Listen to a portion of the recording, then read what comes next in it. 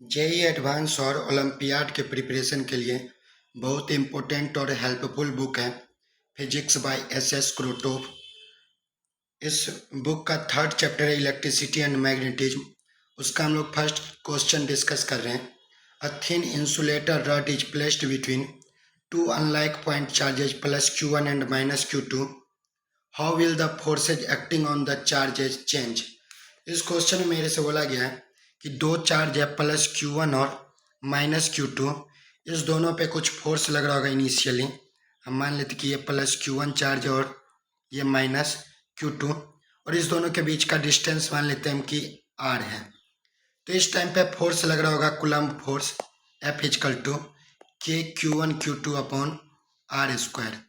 और ये क्योंकि दोनों अनलाइक चार्ज है तो ये दोनों एक दूसरे पे अट्रैक्टिव फोर्स लग रहा होगा। तो फोर्स ऑफ अट्रैक्शन लग रहा होगा इस Q1 पे भी और Q2 पे भी, जिसका मैग्नीट्यूड इक्वल होगा K Q1 Q2 by R square के।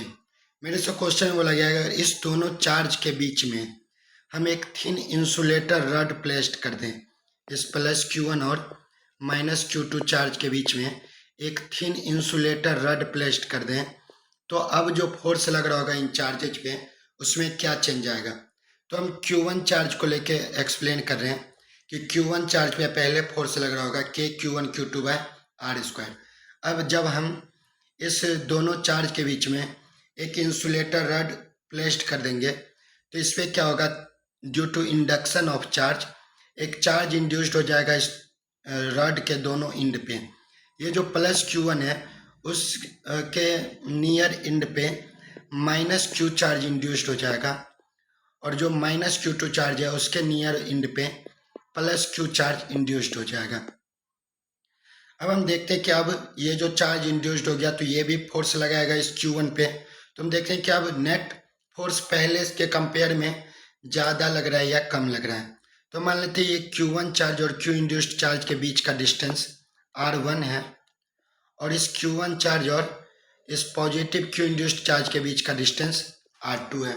तो अब अगर हम नेट फोर्स लिखे कूलम्ब्स लॉ से Q1 पे, तो अब जो Q1 पे नेट फोर्स लग रहा होगा वो एक K Q1 Q2 by R square ये Q2 चार्ज के कारण लग रहा होगा, जो कि पहले भी लग रहा था, ये फोर्स ऑफ अट्रैक्शन है, प्लस इस माइनस Q इंड्यूस्ड चार्ज की वजह से भी एक अट्रैक्टिव फोर्स लग रहा होगा Q1 पे K Q1 Q induced upon R1 का स्क्वायर।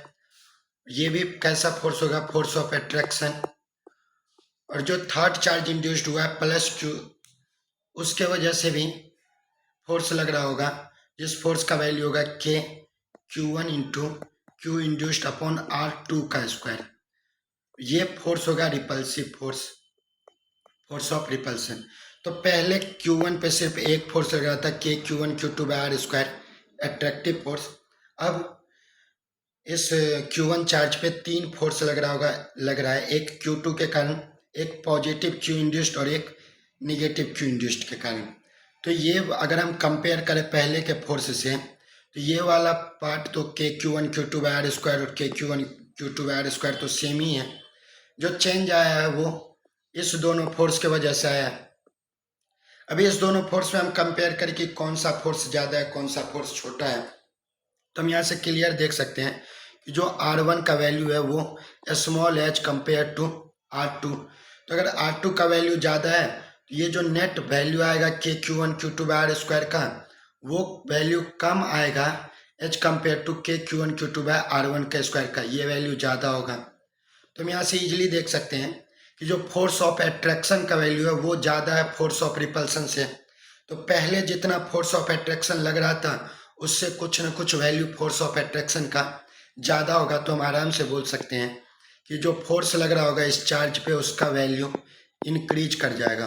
और यही मेरे से क्वेश्चन में पूछा कि जो पहले के कंपेयर में फोर्स लग रहा है उसके कंपेयर में अब जो फोर्स लग रहा है वो कैसा चेंज करेगा, तो वो इंक्रीज कर जाएगा।